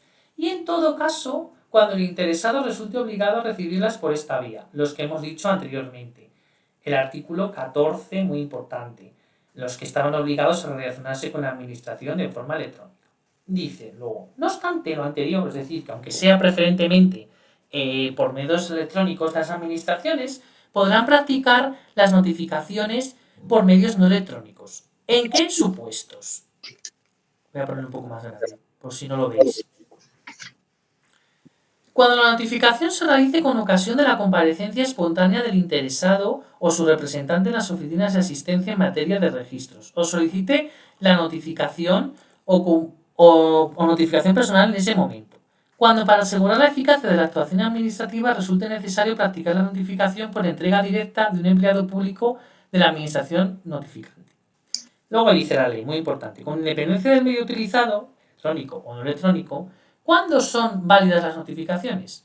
Siempre que permitan tener constancia de su envío o puesta a disposición, de la recepción o acceso por el interesado o su representante, de sus fechas y horas, del contenido íntegro y de la identidad fidedigna del remitente y destinatario de la misma. La acreditación de la notificación efectuada se incorporará al expediente. Los interesados que no estén obligados a recibir notificaciones electrónicas podrán decidir y comunicar en cualquier momento a la Administración Pública mediante los modelos normalizados que se establezcan al efecto que las notificaciones sucesivas se practiquen o dejen de practicarse por medios electrónicos. Lo que había dicho al principio en el artículo 14. Las personas físicas en todo momento pueden decidir si quieren relacionarse con la Administración de forma electrónica o no. Pueden cambiarlo en todo momento. Pues esto igual. Para recibir la notificación electrónica o no también, ¿vale? Reglamentariamente, las administraciones podrán establecer la obligación de practicar electrónicamente las notificaciones para determinados procedimientos y para ciertos colectivos de personas físicas, que por razones de su capacidad económica, técnica, dedicación profesional u otros motivos, queda acreditado que tienen acceso y disponibilidad de los medios electrónicos necesarios. Adicionalmente, el interesado podrá identificar un dispositivo electrónico y una dirección de correo electrónico, que servirán para el envío de los avisos regulados en este artículo, pero no para la práctica de notificaciones. Por ejemplo, cuando echéis la instancia, muchas veces, bueno, no muchas veces, siempre piden el correo electrónico para que estéis informados del proceso, de si ha sido inscrito correctamente, de si tienes que subsanar, pues todo eso siempre te van a pedir una dirección de correo electrónico. En cualquier procedimiento. Pueden pedirlo. No están obligados, pero pueden pedírtelo. En ningún caso, cuando no se efectúan las notificaciones por medios electrónicos. En ningún caso se efectúan por medios electrónicos las siguientes notificaciones. Aquellas en las que el acto a notificar vaya acompañado de elementos que no sean susceptibles de conversión en formato electrónico y las que contengan medios de pago a favor de los obligados, tales como cheques. Cuando el interesado o su representante rechace la notificación de una actuación administrativa, se hará constar en el expediente, especificándose las circunstancias del intento de notificación y el medio, dando por efectuado el trámite y siguiéndose el procedimiento. Muy importante esto. Cuando el interesado fuera notificado por distintos cauces, se tomará como fecha de notificación la de aquella que se hubiera producido en primer lugar. O sea, en el primer lugar es la que cuenta siempre. Vale. Práctica de las notificaciones. Eso es las condiciones generales de la notificación. Ahora vamos a ver la práctica de las notificaciones en papel. Todas las notificaciones que se practiquen en papel deberán ser puestas a disposición del interesado, donde en la sede electrónica de la administración o organismo actuante para que pueda acceder al contenido de las mismas de forma voluntaria, porque no está obligado a relacionarse con la administración de forma electrónica. Luego dice, cuando el interesado accediera al contenido de la notificación en la sede electrónica, se le ofrecerá la posibilidad de que el resto de notificaciones se puedan realizar a través de medios electrónicos. Si dices que no, pues ya no medios electrónicos. Cuando la notificación se practica en el domicilio del interesado, ¿qué pasa? Si no se halla presente en el momento de entregarse la notificación, ¿quién puede hacerse cargo de esa notificación? Pues muy importante, chicos. Cualquier persona mayor de 14 años, pero no solo eso, que se encuentre en el domicilio y que haga constar su identidad. Le pedirán el carnet de identidad. ¿Qué pasa si nadie se hace cargo de la notificación? Se hace constar esta circunstancia en el expediente junto con el día y la hora en que se intentó la notificación. Es decir, hoy, 30 de octubre, a las 2 de la tarde, no recibí la notificación, no ha cogido nadie la notificación, no había nadie en casa. ¿Y qué pasará? Intento que se repetirá por una sola vez y en una hora distinta dentro de los 3 días siguientes. Es decir, pues hoy es jueves, viernes, el lunes, el martes. Hasta el martes no intentarán notificarte otra vez. Y dice, en caso de que el primer intento de notificación se ha realizado antes de las 15 horas, como he dicho yo, a las 2, el segundo intento deberá realizarse después de las 15 horas y viceversa. Es decir, que el martes, Sí, viernes, lunes, martes. Sí, el martes vendrán después de las 3. Y dejando al menos un margen de diferencia de 3 horas entre ambos índices de notificaciones. Entonces, si vinieron a las 2, hasta las 5 no van a venir. ¿Alguna duda hasta ahora? No, no, bien. Vale. Una pregunta de ETIS, os pongo. En lo establecido en el artículo 42.2 de la Ley 39/2015, cuando la notificación se practique en el domicilio del interesado, de no hallarse este en el momento de la notificación, pues lo que os he dicho, podrá hacerse cargo de la misma cualquier persona mayor de 14 años que se encuentre en el domicilio y haga constar su identidad, la D de dedo. Vale. Ahora ya no las queremos en papel, de forma electrónica. ¿Qué pasa? Las notificaciones por medios electrónicos se practicarán mediante comparecencia en la sede electrónica de la Administración o organismo actuante, a través de la dirección electrónica habilitada única, o mediante ambos sistemas, según disponga cada Administración o organismo. A los efectos previstos en este artículo, se entiende por comparecencia en la sede electrónica el acceso por el interesado o su representante, como hemos dicho al principio de la clase en el artículo 5, debidamente identificado ambos dos al contenido de la notificación. Vale. Las notificaciones por medios electrónicos se entenderán practicadas en el momento en que se produzca el acceso a su contenido. Es decir, que la Administración, una vez que el interesado entre en esa notificación, ya desde ese día está ya practicada la notificación. ¿Qué pasa? Esto es lo que me entró a mí en el examen, en el supuesto práctico, y esto es importantísimo, chicos, muy importante porque es el único plazo que es en días naturales. Cuando la notificación por medios electrónicos... ¿Me habéis preguntado algo? No. Ah, vale, perdón. Cuando la notificación por medios electrónicos sea de carácter obligatorio, es decir, una persona jurídica, como en el caso de mi examen, que era una empresa, que está obligada a relacionarse con la administración. O sea, está obligada a relacionarse con la administración. O haya sido expresamente elegida por el interesado, una persona física que haya dicho, venga, me gusta esto del modelo electrónico, lo elijo ya para siempre y quiero que me notifiquéis siempre por modelo electrónico. Se entenderá rechazada esa notificación cuando hayan transcurrido 10 días naturales desde la puesta a disposición de la notificación sin que se acceda a su contenido. Entonces, os he puesto aquí lo que me cayó a mí en el examen. Vamos a verlo así un poco rápido. El lunes 2 de diciembre de 2024 se pone a disposición de la sociedad mercantil la Gacelinda S.L. notificación electrónica. Vale, esto no me interesa porque era tema de contratos.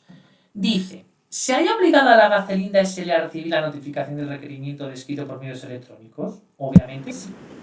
Hay que poner el artículo 14.2 de la Ley 39/2015. Por ser una persona jurídica, está obligada a relacionarse con la administración de forma electrónica. ¿Quiénes están obligados a relacionarse con las administraciones públicas por tales medios? Pues obviamente lo que os he dicho. Volvemos a hablar del artículo 14 entero. De las personas físicas, las personas jurídicas, todos los sujetos esos que ponían en el artículo 14, que lo hemos visto antes. Mirad. Os lo pongo.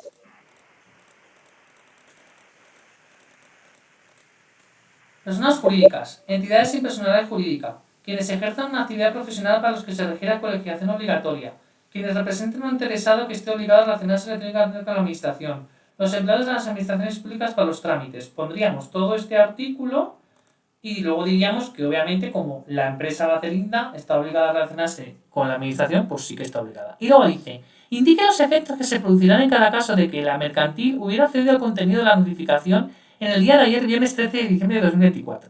Pues lo estamos diciendo. Como se puso a disposición el día 2, lunes, y hay que contar 10 días naturales, que se empieza a contar a partir del día siguiente, que os lo he explicado en el artículo 30. Entonces contamos 1, 2, 3, 4, 5, 6, 7, 8, 9 y 10. Debería haber accedido a la notificación el 12 de diciembre y accedió el 13, por lo que ha rechazado esa notificación. No sé si lo habéis entendido. Sí. Pues esto cayó en el examen del año pasado. Y es que esta ley 39, chicos, lo que os he dicho al principio de la clase, la dan, antes no lo ponían mucho en los supuestos prácticos, pero ahora la tenemos que ver muy bien, toda la casuística, porque mínimo va a haber 2 preguntas seguro. Vamos. Antes no ponían tanto de la 39, pero ahora sí que están incidiendo bastante. Entonces, esto les gusta mucho, lo de electrónico, lo que os he dicho, el cómputo de plazos, cómo se cuentan los plazos en días, en meses, en años, quién está obligado a relacionarse electrónicamente, lo de la notificación electrónica. Yo también escribí que toda notificación hay que editarse a partir, o sea, en 10 días a partir del día en que se editó el artículo 40. Eso también habría que ponerlo. Pero bueno, eso ya lo iremos practicando con los supuestos. Pero bueno, os lo he querido poner porque es un artículo muy importante y que veáis que caen los exámenes.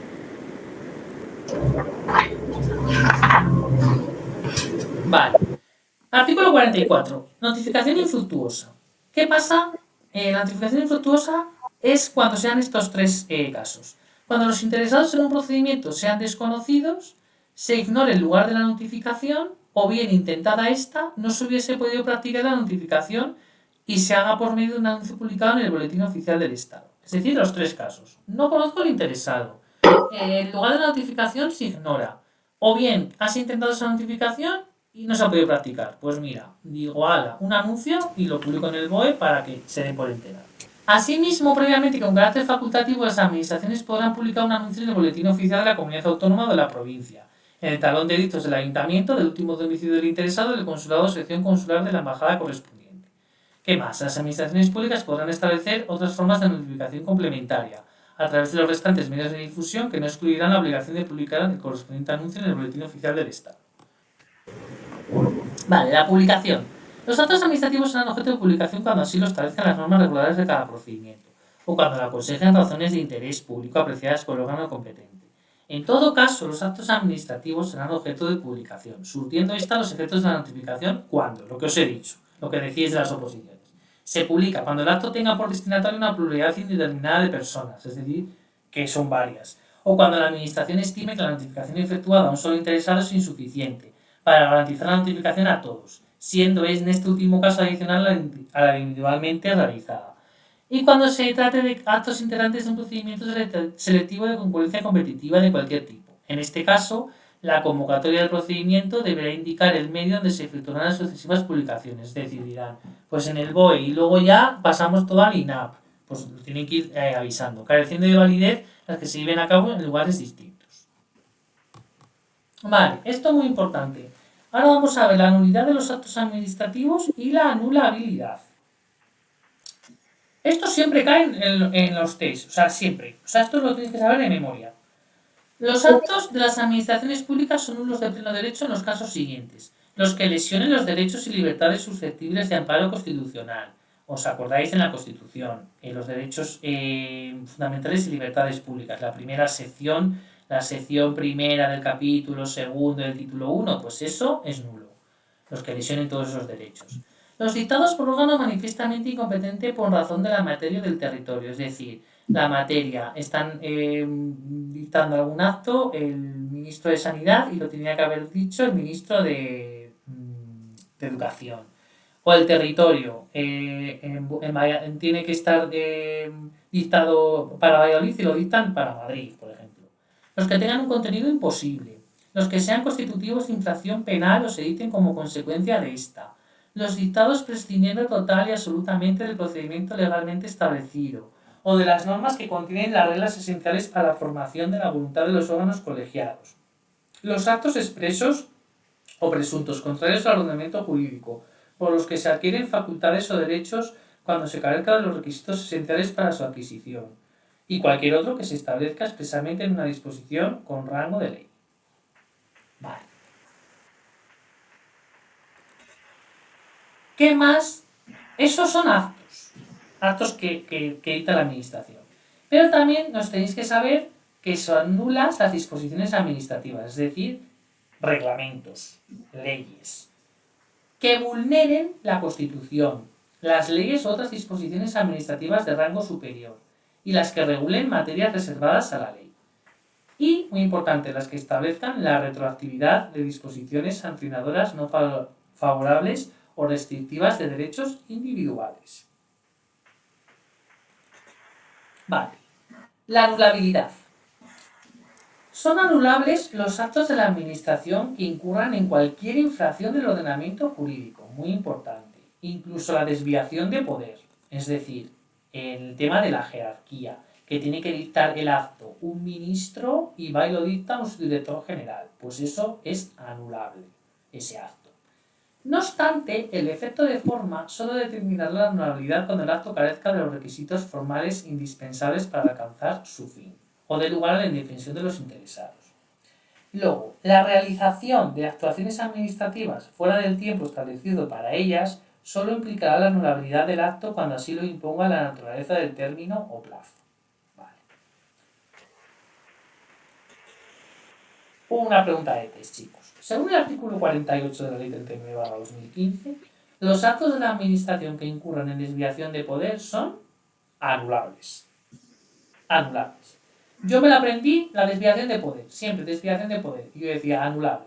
Lo que no era eso, no era nulo. Y me la aprendí así y siempre me fue bien en este sentido.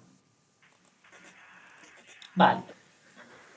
Ahora vamos a ver el artículo 49, los límites a la extensión de la nulidad o anulabilidad de los actos. La nulidad o anulabilidad de un acto no implicará la de los sucesivos en el procedimiento que sean independientes del primero. Es decir, que el acto cuando es nulo no implica que los sucesivos en el procedimiento dependan del primero, pues no implicará esos. La nulidad o anulabilidad en parte del acto administrativo no implicará la de las partes del mismo independientes de aquella, salvo que la parte viciada sea de tal importancia que si niega el acto administrativo no hubiera sido dictada. Vale. La conversión de los actos viciados. Los actos nulos o anulables que sin embargo contengan los elementos constitutivos de otro distinto producirán los efectos de este, obviamente. Vale. La conservación. ¿Cuándo se conservan los actos y trámites? El órgano que declare la nulidad o anule las actuaciones dispondrá siempre la conservación de aquellos actos y trámites cuyo contenido se hubiera mantenido igual. ¿Vale? Si se mantiene igual de no haberse cometido la infracción, pues lo va a conservar ese acto. Vale, esto es lo que van más a los exámenes, en la convalidación de actos anulables. ¿Cuándo puede convalidar la Administración los actos? La Administración podrá convalidar los actos anulables subsanando los vicios de que adolezcan. O sea, siempre la convalidación solo van a convalidar los actos anulables, no nulos, que no os líen, siempre los anulables. Convalidar aquí quiere decir que se hacen válidos, ¿no? O sea, sí, eso vale. es, que se hacen válidos. Vale. Vale, y aquí muy importante, si ese vicio de ese acto consiste en una incompetencia que no determina nulidad, la convalidación, ¿por quién se va a realizar? Pues se realiza por el órgano competente cuando sea superior jerárquico del que dictó el acto viciado. Y si el vicio consistiese en una falta de alguna autorización, podrá ser convalidado el acto mediante el otorgamiento de la misma por el órgano competente. Y ya acabó la presentación. No sé si tenéis alguna duda. No sé si tenéis cualquier duda más. Que veamos algún artículo más. No, yo sobre todo para siguiente clase, no sé si nos vas a mandar supuestos, si tenemos que... Sí, os cuento. Para la próxima clase vamos a ver el primer supuesto. Entonces, le tenéis en la plataforma, intentar hacerlo, pero bueno, os tengo que explicar cómo son los supuestos, las tres partes bien diferenciadas que vamos a ver. Primero hay que poner una introducción, luego un desarrollo legislativo y luego una conclusión, pero eso lo veremos en la próxima clase. Intentar leerlo, ver lo que preguntan y intentar traerlo a clase. Vale. Es el primero que os vais a enfrentar, entonces yo entiendo que va a ser complicado. Lo veremos, la resolución en clase, las partes que hay que poner, la introducción, dependiendo de la ley 39, pues hay que poner una introducción. Lo veremos, entonces es el primero. Os lo vais a poder descargar y lo queréis ir haciendo, y sobre todo lo que estamos diciendo mucho es que lo intentéis hacer a la hora que va a ser el examen, porque normalmente en estas dos últimas convocatorias es a las 2 de la tarde un sábado, para que os vayáis haciendo la cabeza, el cuerpo, todo. Vale. Emilio. Hola. Buenas. Buenas chicos y chicas. Hola. Bueno, es que he intervenido ahí un poquito antes, que no he entrado al principio de la clase, quería saludaros. Y nada, pues lo que ha dicho Emilio con respecto al supuesto, muy importante, ¿no? Tened en cuenta que el primer supuesto no tiene absolutamente ninguna validez en cuanto a conocimiento, o sea, verlo desde la perspectiva de simplemente tener que pues ver como es un ejemplo, ¿no? Un ejemplo real, porque al final no se gradúa por dificultad, eso lo tenéis que tener claro. El supuesto número 1 va a ser igual de difícil que el supuesto número 10, ¿vale? Pero lo que queremos ahora al principio, el objetivo que queremos al principio no es que tengáis los conocimientos para poder enfrentar a ese supuesto, sino que pues veáis un poco cuáles son las preguntas que más os van a preguntar, cómo lo van a hacer, que eso es importante, y y especial atención a la estructura. Yo prácticamente todos y todas los que hemos estado en la sesión hablando conmigo, un poco lo he comentado, ¿no? Hay exámenes de alumnos y alumnas de las anteriores convocatorias que a pesar de a lo mejor no haber contestado 100% bien lo que era la pregunta, ¿no? Del conocimiento, en cuanto al conocimiento, pero han puntuado en los otros criterios de evaluación, han puntuado en sistemática, es decir, tener una buena estructura, con una introducción que tenéis absolutamente todas las introducciones en el aula virtual disponible. Ahora mismo solo tenéis las del bloque 4, pero poco a poco tendréis tanto las del bloque 5 como las del bloque 6, ¿vale? Mirad a lo que es el desarrollo, mirarlo como pensar, bueno, pues es como si fuese una pregunta de tipo test, voy a buscarla en el temario. De hecho, la debéis buscar en el temario porque va a haber preguntas que no habéis visto todavía ni estudiado.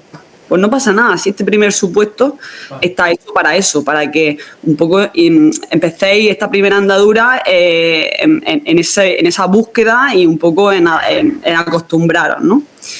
Y por último, siempre la conclusión.